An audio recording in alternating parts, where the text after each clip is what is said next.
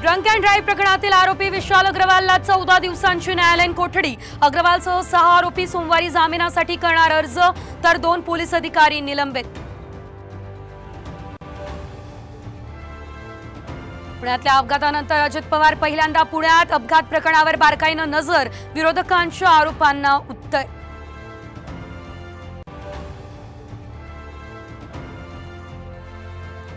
डोंबिवली स्फोटाप्रकरणी अमुदान कंपनीचा मालक मलय मेहतासह दोघांना अटक। स्फोटात आणखी काही जण अडकल्याची भीती।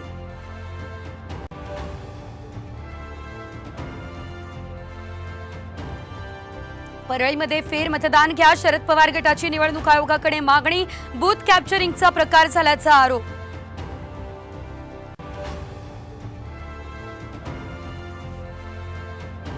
लोकसभेचा निकाल लागताच मुंबईमधली दारू विक्री होणार खुली, तर आहार संघटनेच्या याचिकेवर मुंबई हायकोर्टाचा निर्णय।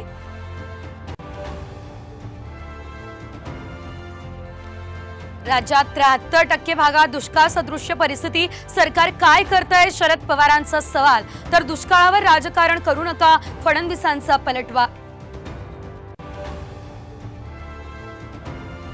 अकोल्यात यंदाच्या सर्वाधिक तापमानाची नोंद, पारा 45.8 अंशांवर। संभाजीनगरमध्ये उष्माघाताने एकाचा मृत्यू।